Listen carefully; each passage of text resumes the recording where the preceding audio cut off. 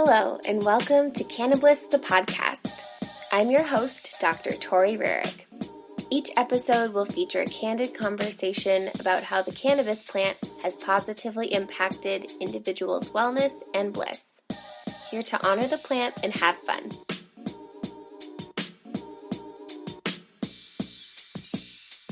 Hello, everyone. Welcome back to Cannabis, the podcast.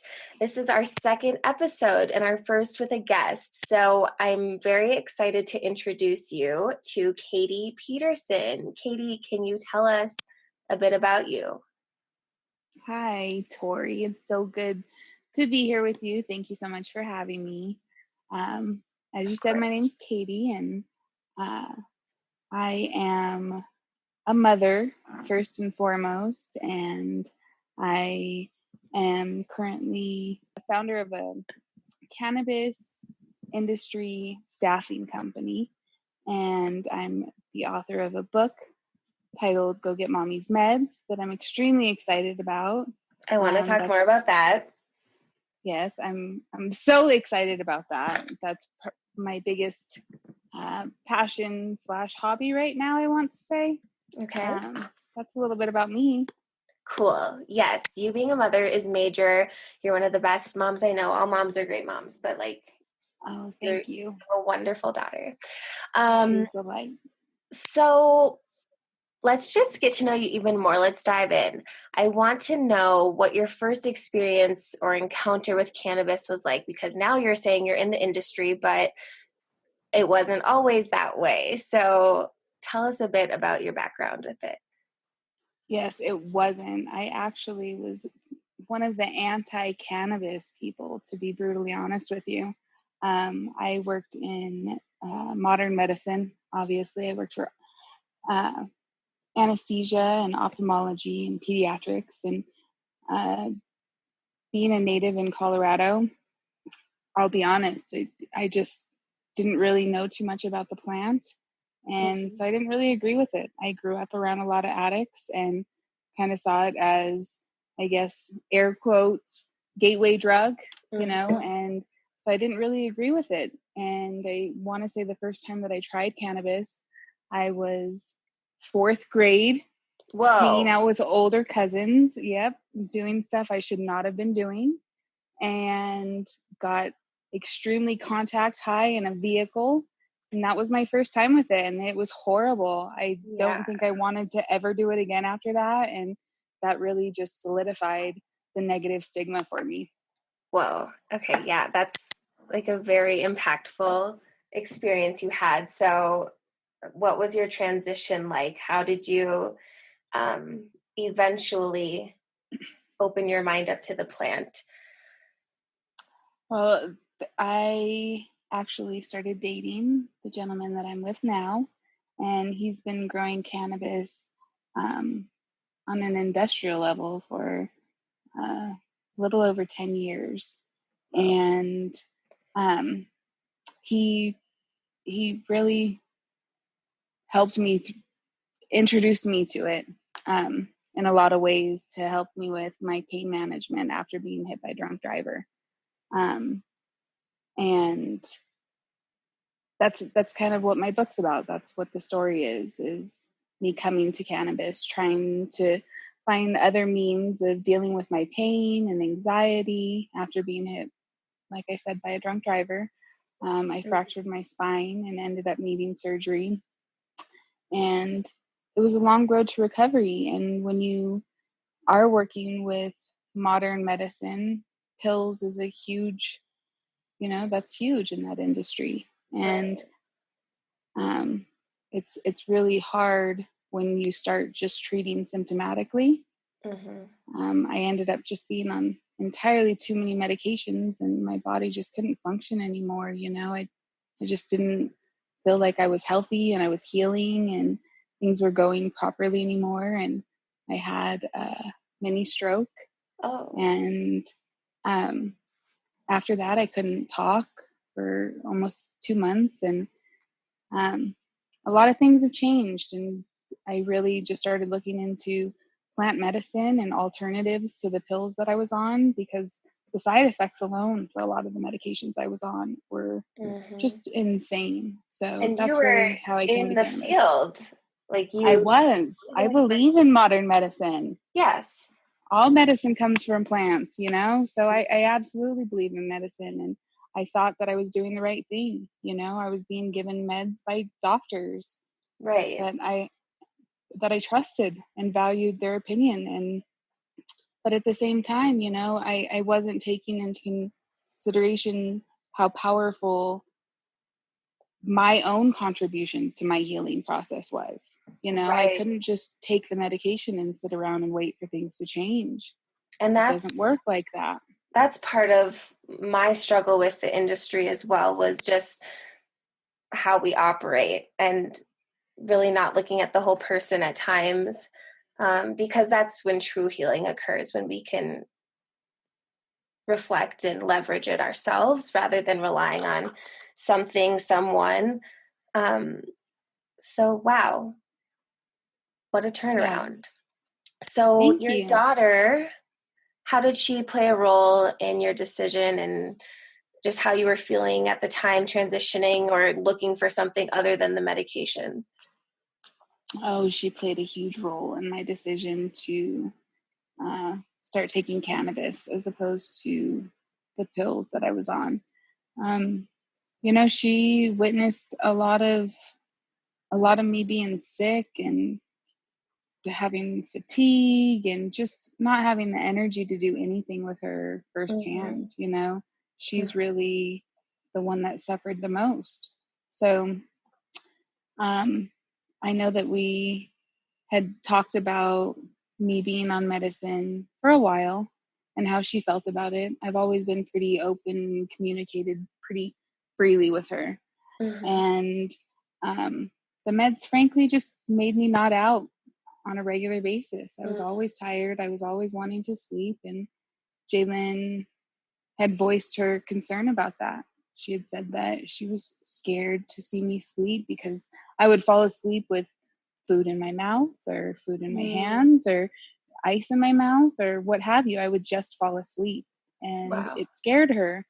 And having your child voice those kind of concerns to you, that they're afraid for you to pass away because of medication that you think you need for Mm-hmm. something that is not your fault, that just happened to you, you know, Right. that that was really powerful for her to tell me that. And I'm She's eternally brave. grateful that she had the strength to, exactly, I'm eternally grateful that she had the strength to say, hey, this doesn't feel right, I would Yeah. rather you not, you know. And So she is such an aligned person. And so, but on the other end of the spectrum, that's one household. And so just to like zoom out a little bit, from my perspective, like this is where things can go terribly wrong. And they did for you, particularly in a way that made you uncomfortable enough to do something about it. But in terms of addiction and the opioid epidemic, it's like if you were not cognizant of what was going on around you and she was not as aligned, or whoever was coming into your house, that's where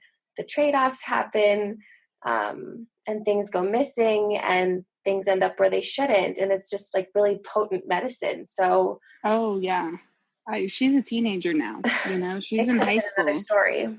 Exactly.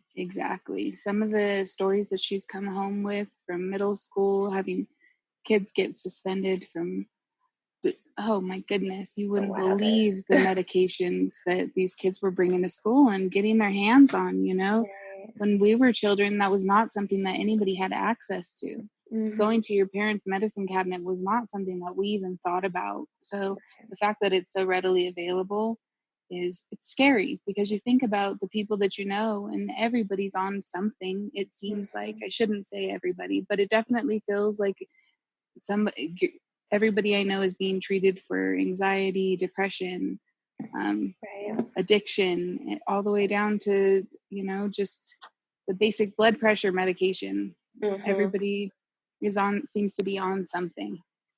And so you kind of spoke about your call to the plants and just your decision to look into other options, but you tried it and it worked for you somehow. Like, tell us about the how going from the medications you were on to your new regimen gave you some freedom.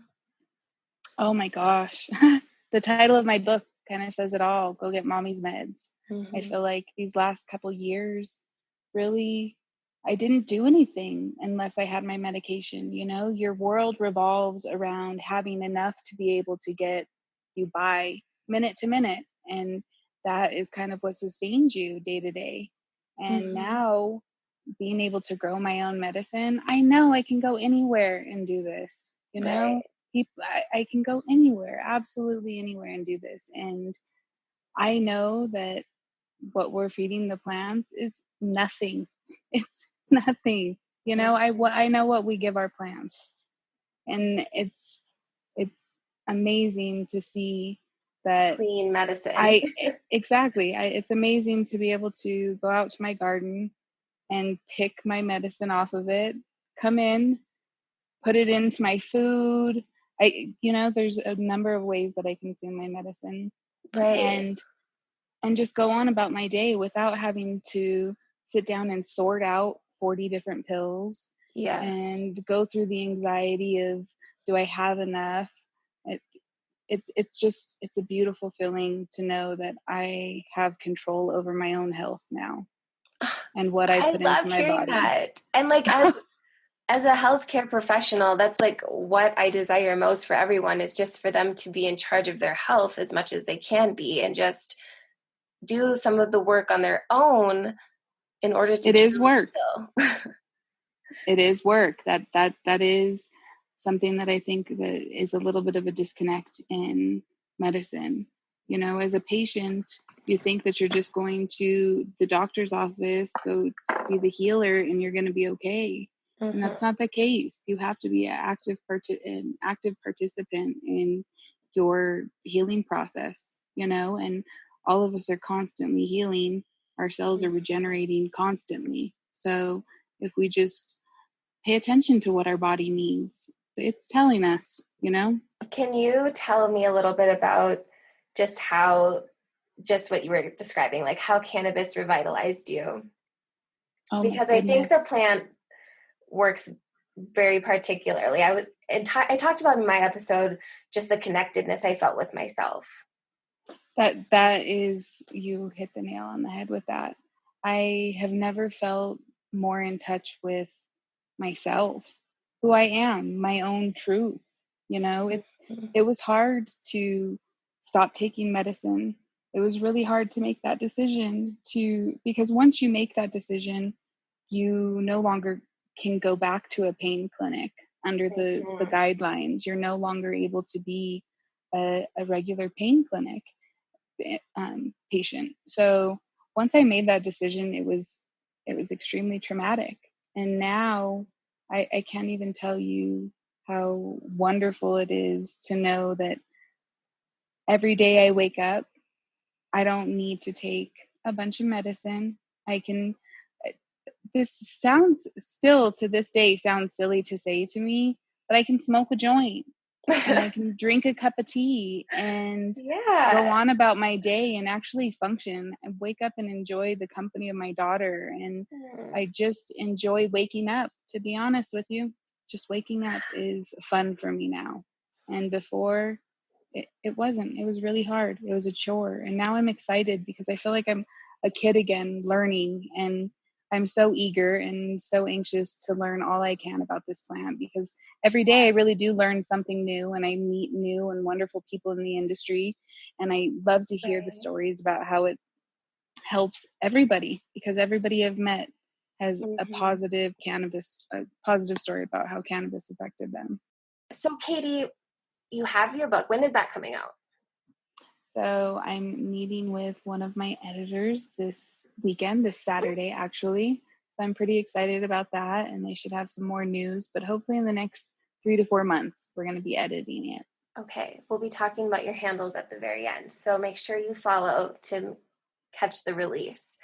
Do you have specific books or podcasts or anything about cannabis that you would recommend, or like someone who's like, what's next? What should I look into? Um, Specific books. I'm going to say for cannabis specifically, I would say I The books that helped me were the Teaming with Microbes, Teaming with Nutrients. Those books helped me more than I can express to anybody that's interested in cannabis. If you're wanting to know about it, those books are a great place to start because it all is in the soil. You feed the soil and the plants are better. That's healing too. I love it. It's full circle. I will link those, of course. And so where can the people listening find you and keep up with you? You can follow me at Go Get Mommy's Meds on Instagram, or you can follow my business page, which is Mile High Help. That's on Instagram as well, or you can find us at milehighhelp.com. Awesome. Thank you so much for sharing, and have a great day. Thank you, Tori. It was a pleasure. Thank you so much for tuning in to Cannabis, the podcast. Don't forget to subscribe and give a 5-star rating. You can find more information about mindfulness and what I do at tidytour.com. Follow the Cannabis over to Instagram and connect with me through direct message anytime. Big love. That's what I'm just like, this is the best community because it's like, even if you don't have anything, like at least you probably have weed. Exactly. That's true. If you have nothing, you're still in a decent mood.